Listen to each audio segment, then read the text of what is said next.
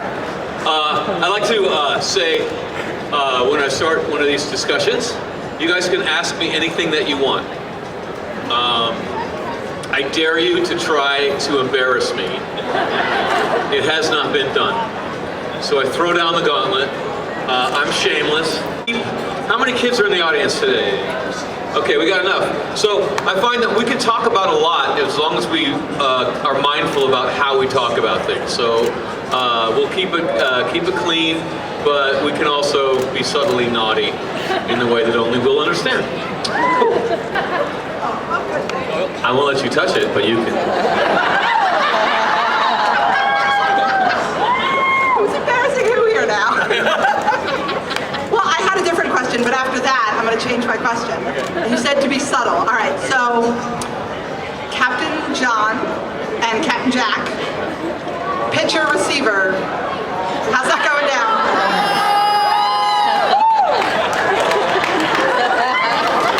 That's a good question. Let me think about that. Yeah. Well, you know, I think they probably both did it, but I imagine since one of my lines was, I was a good wife, I think I was receiving most of the time.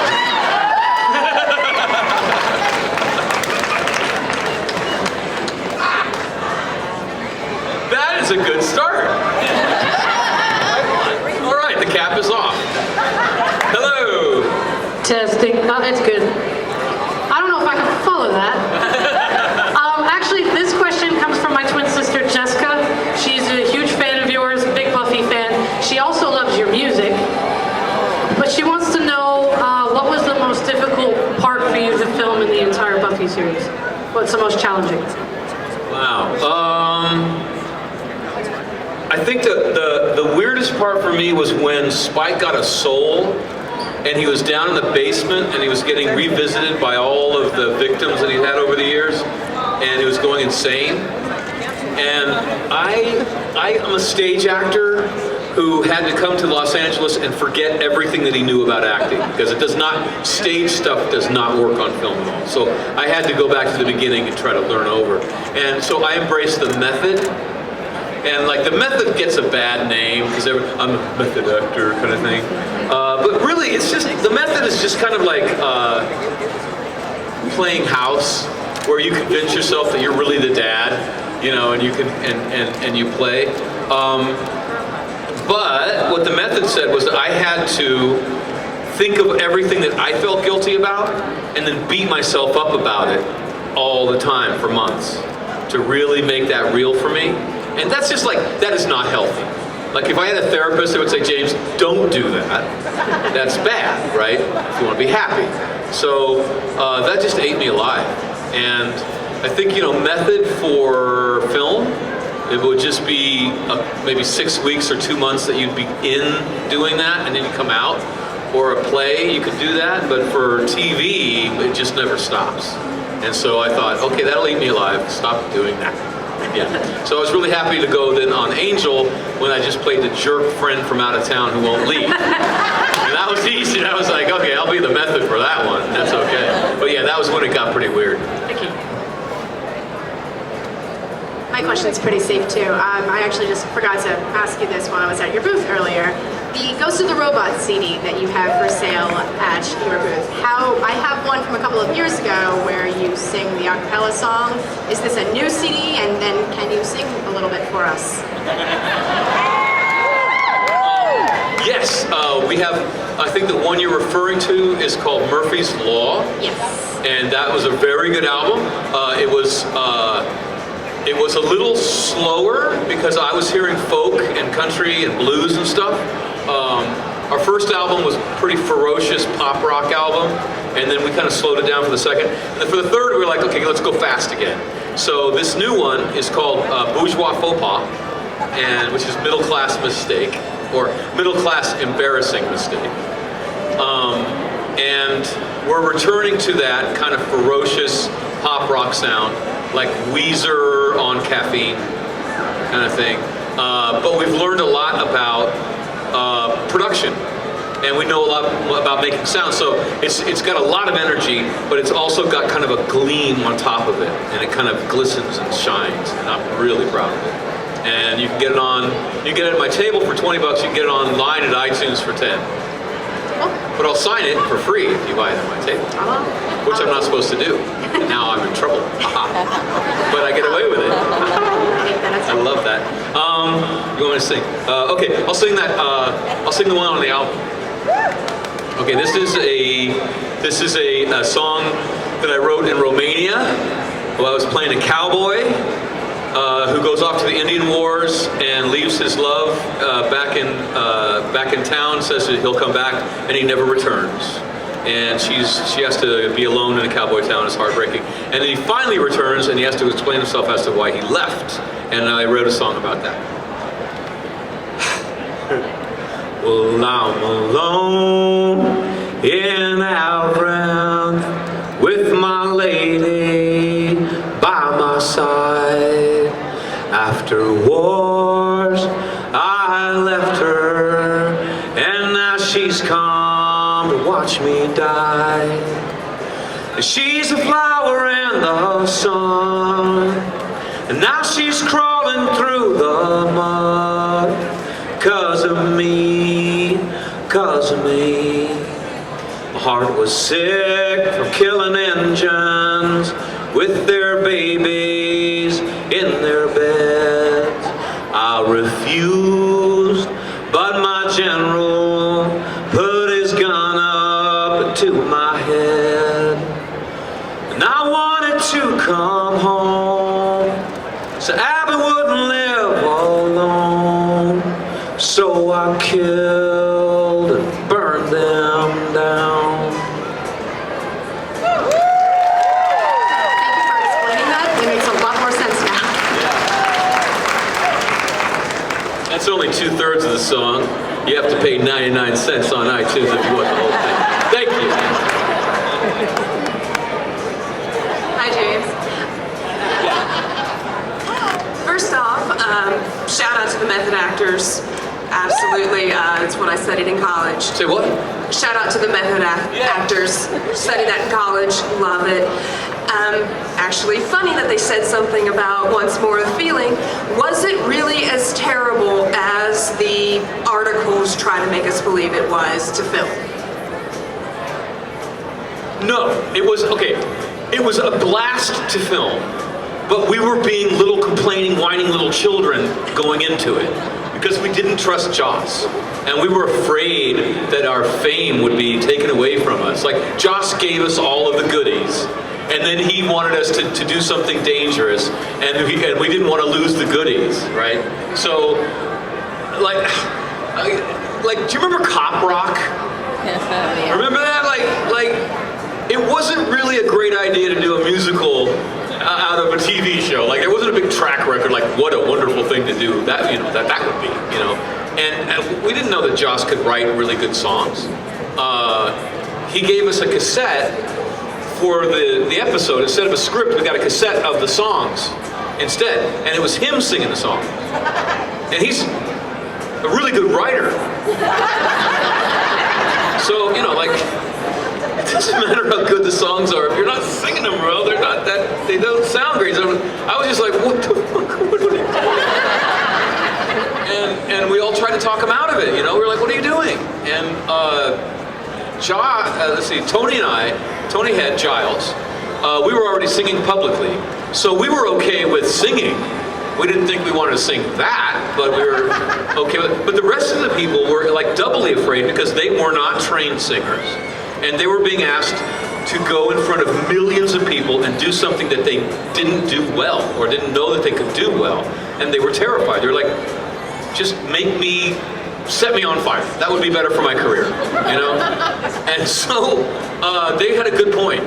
And Joss was just insane. And he was like, nope, we're doing this. Haha. And, but the truth is that very early into the filming process, the first thing that he shot was the Xander Emma Caulfield dance number. And he shot that, and he did a rough cut of it, and then he showed that to us on the set. He like wheeled out a little TV. He was like, gather around, guys, and we showed it to us, and it was amazing. And we, in a flash, understood, oh, this is going to work great. We're going to look fabulous. And we had a great time. And by the time we got to the last scene, we were all convinced that we were Broadway bound. And then Hilton Battle, the guy who played the demon, who was a Tony Award-winning, real musical actor, like he knows that, he schooled us. And I remember we're watching him on the stage, and we're all just sitting there, and we're all just going, oh, that's how you do it. Oh, okay. Like, and we came down, and so he was amazing. But we had a great time after we stopped complaining, and to the point where the second episode, the one after that, was called Tabula Rasa. Is that how you say that? Yeah, that. And that's a great episode. It's one of the favorite episodes. It's really well written, but because it didn't have songs, we were bored. We're like, this show sucks. Where's the song? Thank you. Welcome. Hi, I was just wondering, was it odd for you to go from playing Spike in the earlier seasons where he's this big bad, and then trying to play William Pratt and revealing his not so bad backstory? Yeah, that was hard. Like, I really played Spike as I thought that he was a badass even before he was a vampire. Obviously, he was a punk rocker who just happened to become a vampire, which would be the least interesting thing in the world, right? And then Joss, of course, is a better writer than I am, and he flipped it. And I think I had 3 days prep time. I got the script, and we were filming that scene in 3 days, and I was just like, what? And we couldn't find a wig that would fit my head, because I have a big head, like a melon on top of my shoulder. And there wasn't time to make a wig for me, because when you make a wig, you have to lay the hair in one at a time, so it takes time. And they couldn't find a wig, and there's only one in all of Hollywood that would fit my huge head, and they even had to slit that. And so there was a lot of I was going to look terrible. Everyone was going like, it's going to look horrible, James. I'm sorry, you're going to look terrible. So it was that going on. And I finally decided that I was going to be laughed at. The fans may be laughing at me, but I'm going to defend this character. I'm going to be the one friend this guy has. And what the saving grace is that when I got on the set, the woman playing the mean girlfriend, Cecily, you're helping me so much today. Where would I be? I actually sound like I know what I'm talking about. It's like a new thing. She was so cool. She was a New York actor, and she knew about quickly establishing trust and connection. And we are both theater actors, so we kind of connected on that level. And I felt so safe playing with her that I was able to kind of open up and do that performance. But without her, it would have not have been I thought it was a good scene. It turned out well, but it was largely due to the fact that I could trust my scene partner. How do you like voice acting as opposed to like TV? I mean, do you like one better than the other? They're all flavors of ice cream, man. I like all flavors. But what I will say is that doing a book on tape, on stage, your face is this big. If you're playing in a professional house, which is 500 seats, for most people, your face is that big. But you're trying to let the audience in on the inner workings of your brain, of your mind, which, I can't tell what you're thinking at this distance. The only way you can tell what someone's thinking is if you're their lover and you're up real close. So on stage, there's a lot of technique involved in communicating that without the visual of the face. And you have to study for years to get to know how to do that. Then you come to Hollywood and they're like, well, we have a camera guy. Just stop all of that acting, please. Just be. And I missed doing all of that stuff. And then you get on doing a book on tape, and there's no face. It's just a voice. So you have to put all of that back into the voice. Because stage, more than anything, is hanging words in the air. At the right timbre, at the right rhythm, with the right color, to bring the script out. Because your body, it's just almost meaningless. It's just a little tiny figure up on the stage. And the book on tape is hanging words in the air again. So it was kind of like coming home. And like I keep saying, everyone's like, God, your accent is amazing. And I'm like, well, I'm from theater where everyone does that. Like it's totally normal. It's not even impressive at all to be able to do accents. It's just like if you want to eat food, you have to do that.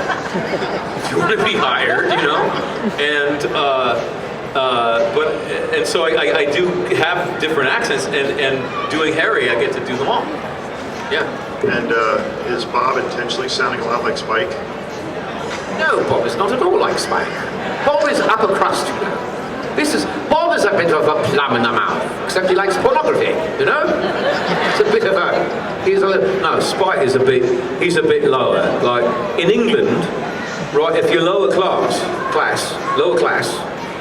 you're poor, right? And you're part of a permanent underclass, right? So, we've got permanent underclass here, but it's a racial thing. But in England, it's an accent thing. So people who talk like this, they put down the lower classes. Oh, don't touch me. Why don't you clean up after me? Thank you very much. So that's Bob. So they're very, very different. Yeah, I learned a lot by going to England and doing the Spike voice. You get no respect. And a cab will not pick you up even in a rainstorm if you don't look like you're upper class. Yeah.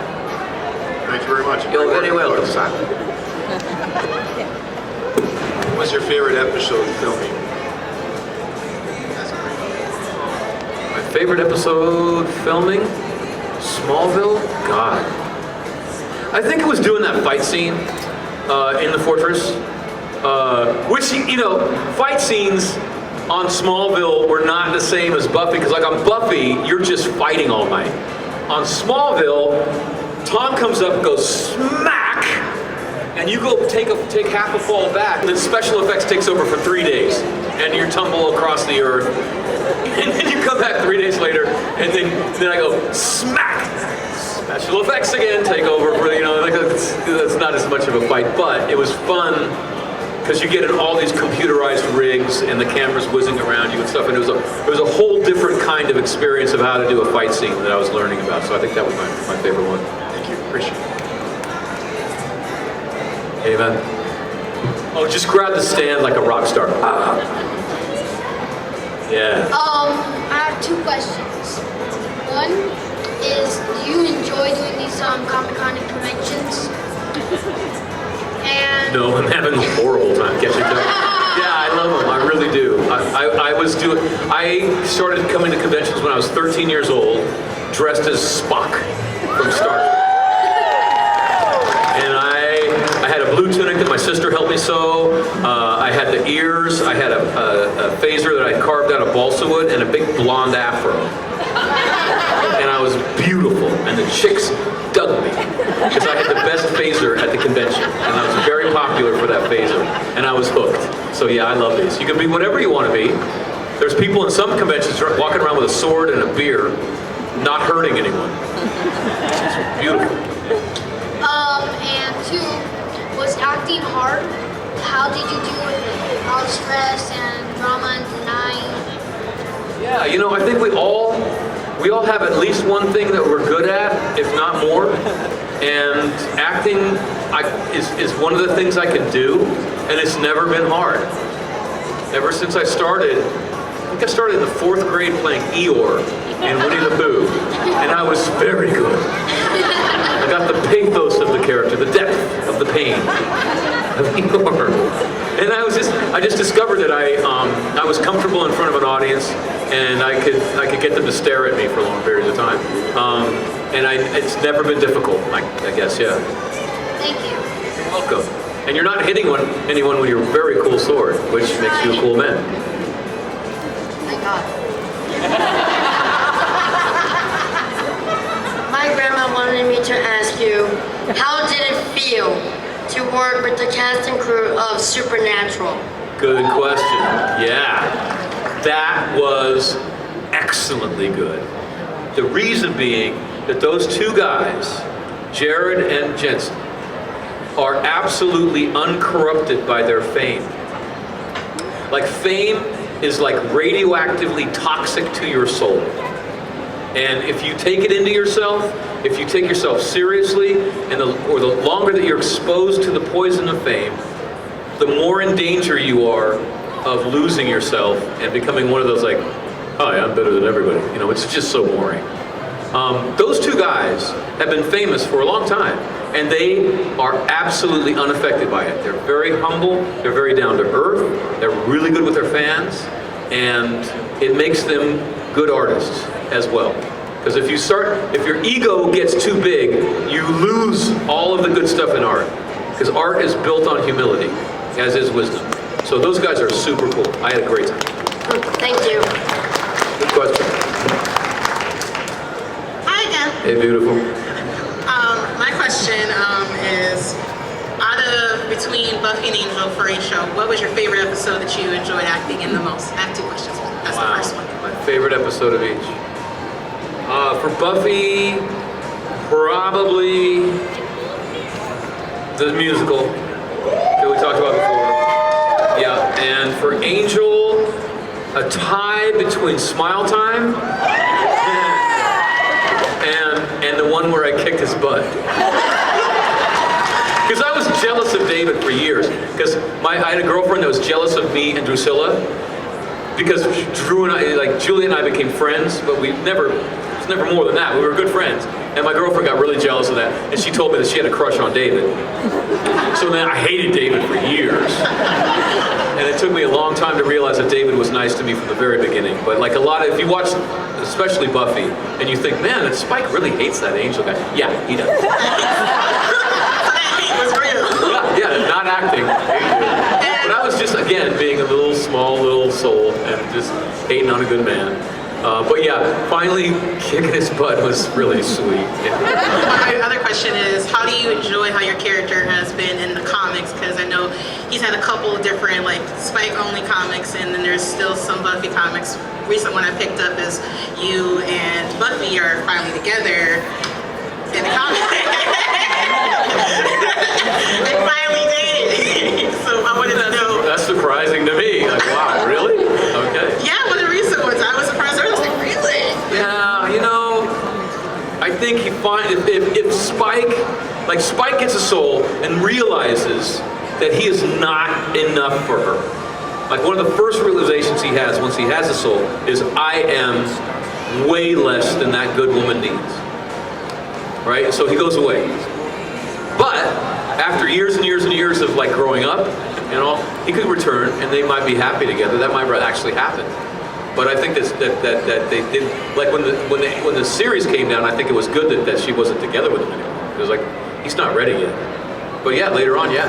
So yeah, I like Spike as an underdog. I think he exists best as a character when he's getting kicked around and scraped up and stuff. So I wrote a comic, because I saw Jane Espenson, great writer, wrote a series of him as a starship captain with bugs as a crew and stuff. And I was like, I don't know, man. That's like, he's not an underdog if he's got his own spaceship. I mean, come on. And so when I wrote a comic, I wanted him to be an underdog again. So I wrote one right after he got a soul, when he doesn't know what to do with it yet. He doesn't know what to do with the soul, so he can't kill anybody for a meal. He can't rob anybody for new clothes, but his shoes are falling apart. He tries to rescue the town from the bad guy, but he gets his butt kicked. He tries to date a woman, but she rejects him because he's a vampire. But he does figure out how to get a new pair of shoes without hurting anybody, without killing anybody, and without having to get a job. He's homeless and he's starving to death because he doesn't know how to deal with this soul. Thank you. Which one of the two shows did you enjoy filming, Smallville or Torchwood? That's how they get me off the stage. I enjoyed both of them. They were fabulous. I don't know if I've ever filmed anything that I didn't enjoy. I mean, they treat you so well. They give you your own trailer. They give you free food. You know.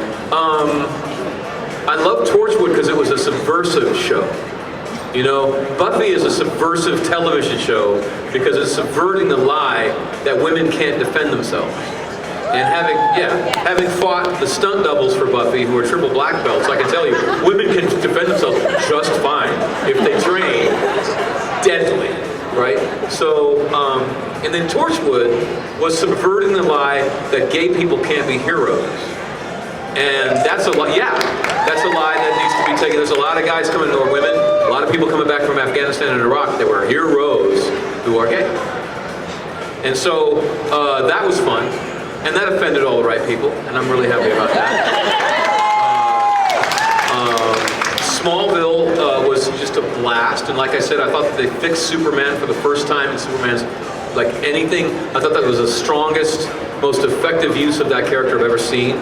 Also, Tom Welling is an awesome person. You know, as a lead, he's kind, he's humble, he's patient, he's a natural-born leader. He's a guy's guy, so he'll tell you really blue jokes really early in the morning just to prove that he's not actually Clark Kent. So I love that man. So I had a great time. I think I'm probably done. Yeah. Could we just have two more? Lightning round? Lightning round. Okay, quick. Yes. Hi. No, that was my answer. No, that was your answer? Just kidding. I'm being a jerk again. Oh, it's okay. I'm a jerk all the time. It's perfect. Of all the new shows on TV now, which one do you think is the best and which one are you watching? Daredevil and Daredevil. Written by two Buffy writers. It's awesome. Okay. No Gotham? Gotham? No? Game of Thrones? No? I'm a gamer, so it's got to. I'm sorry, man. Like I game. Like ask me what I'm playing, and I'll go on and on and on and on. Metal Gear Solid, man. What are you playing? What are you playing? Metal Gear Solid 5. Snake, baby. Okay. Yeah. Okay. And then before that, Batman Arkham Knight. Yeah. Oh, see, I don't play any games. One more. Boxers or briefs? I'll leave that to your imagination. A lot of people coming back from Afghanistan and Iraq that were heroes who are gay. And so that was fun, and that offended all the right people, and I'm really happy about that. Smallville was just a blast, and like I said, I thought that they fixed Superman for the first time in Superman's, like anything, I thought that was the strongest, most effective use of that character I've ever seen. Also, Tom Welling is an awesome person. You know, as a lead, he's kind, he's humble, he's patient, he's a natural-born leader. He's a guy's guy, so he'll tell you really blue jokes really early in the morning just to prove that he's not actually Clark Kent. So I love that man. So I had a great time. I think I'm probably done. Yeah. Could we just have two more? Lightning round? Lightning round. Okay, quick. Yes. Hi. No, that was my answer. No, that was your answer? Just kidding. I'm being a jerk again. Oh, it's okay. I'm a jerk all the time. It's perfect. Of all the new shows on TV now, which one do you think is the best and which one are you watching? Daredevil and Daredevil. Written by two Buffy writers. It's awesome. Okay. No Gotham? Gotham? No? Game of Thrones? No? I'm a gamer, so it's got to. I'm sorry, man. Like I game. Like ask me what I'm playing, and I'll go on and on and on and on. Metal Gear Solid, man. What are you playing? What are you playing? Metal Gear Solid 5. Snake, baby. Yeah. Okay. And then before that, Batman Arkham Knight. Yeah. Oh, see, I don't play any games. One more. Boxers or briefs? I'll leave that to your imagination. Thank you so much. You're awesome.